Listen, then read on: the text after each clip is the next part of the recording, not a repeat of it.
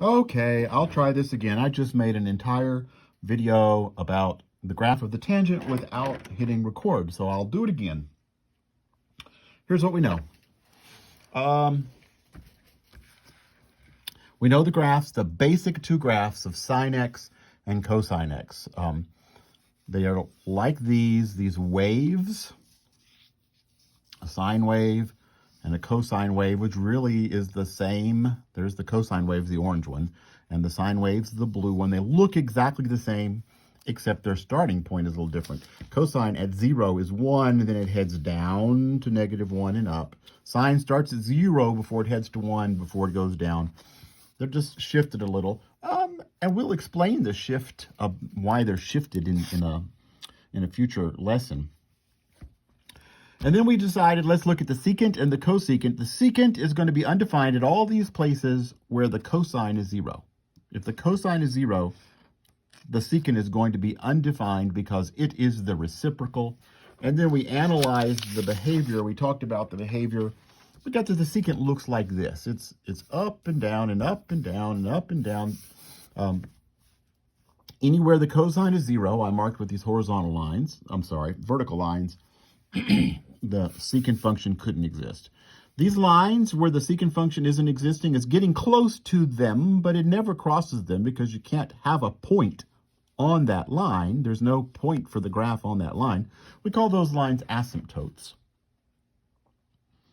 Lines that these functions are getting close to. And also notice that since this graph is just the reciprocal of the cosine, 1 over the cosine, and the cosine repeats every 2 pi, we learned the word it is periodic with period 2 pi, that tells me that the secant is also periodic with period 2 pi.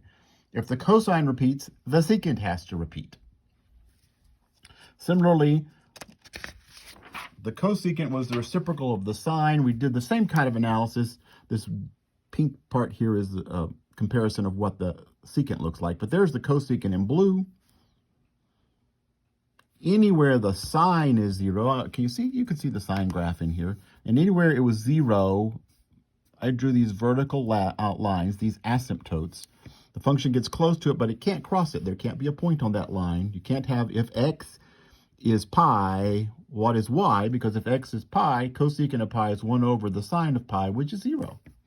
This, by the way, is at pi. This is at 2 pi and 3 pi, and that's 0. And so backwards is -pi, -2 pi. Those are the places that the cosecant is undefined, anywhere the sine is 0. Now, let's talk about the tangent. The tangent also has to be undefined anywhere the cosine is 0.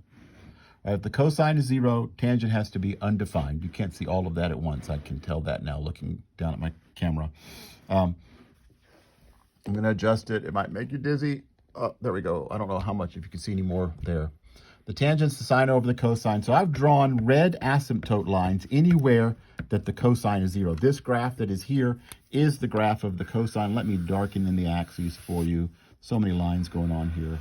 That's the graph of the cosine. Starts at 1, heads down to -1, back to 1, down to -1. That's the cosine. And I've marked off anywhere it's 0 with red. It cannot cross those lines. That's an asymptote.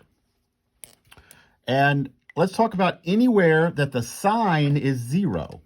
Let's look at the unit circle. Can I put my hands on my unit circle on my desk here? Yeah. Let's look at the unit circle really quick. Anywhere that the sine is 0, right here, the sine is 0, the cosine is 1. Over here, the sine is 0, the cosine is -1. If the sine is 0, the cosine is either 1 or -1, so the tangent's either going to be 0 over 1 or 0 over -1. It's going to be 0. Anywhere the sine is 0, the tangent will be 0. And notice that the sine is 0. There it is, there it is, there it is. That's the blue graph is the sine. Right between two places, any two places where the cosine is 0, the sine is 0. So I'm going to mark those. Anywhere that the sine was 0, it's between two places where the cosine is 0. Anywhere the sine is 0, the tangent is 0. And those are the places where the cosine are 1 and -1, right here, right at 0. Sine of 0 is 0. Now, this one's a little harder to explain than the secant one, but as you get close to this line where the cosine was 0, that's at pi over 2. This one was at 3 pi over 2. This one was at 5 pi over 2 and 7 pi over 2. The tops and the bottoms of the unit circle. Anytime you get to a point that lands at the top of the unit circle, the cosine is 0. Anytime you get at a point that lands at the bottom of the unit circle, the cosine is 0. So you can't have a tangent at the top or the bottom of the unit circle. So that's these red lines. This is 0. This is pi over 2. These angles are in the first quadrant. The tangent is positive. This is negative pi over 2. And this is 0. These angles right here, between here and here, this is the fourth quadrant. These angles are in the first quadrant. These angles have tangent that is positive.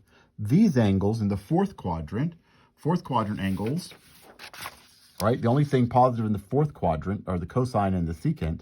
So the tangent's going to be negative in here. And so it goes to the asymptote this way, positive, got to go through 0, and then negative that way. That's a little harder to explain. You could plot points and see what they're doing, but get an idea that the graph starts down here, goes through 0, and then goes up. And then it does the same thing again. It's repetitive. Second and third quadrant. The tangent is positive in the third quadrant. It comes down to the asymptote, goes through 0, and then up to the asymptote. Down to the asymptote, going through 0, up to the asymptote. Same thing over here, down at the asymptote, going through 0, and then up. Just be familiar with that graph. That's the graph of y equals tangent x, the orange part. It is different than the sine, the cosine, the secant, and the cosecant because of the interaction of the sine and the cosine. It repeats every pi. It only takes pi for it to start repeating. And that's the graph of the tangent.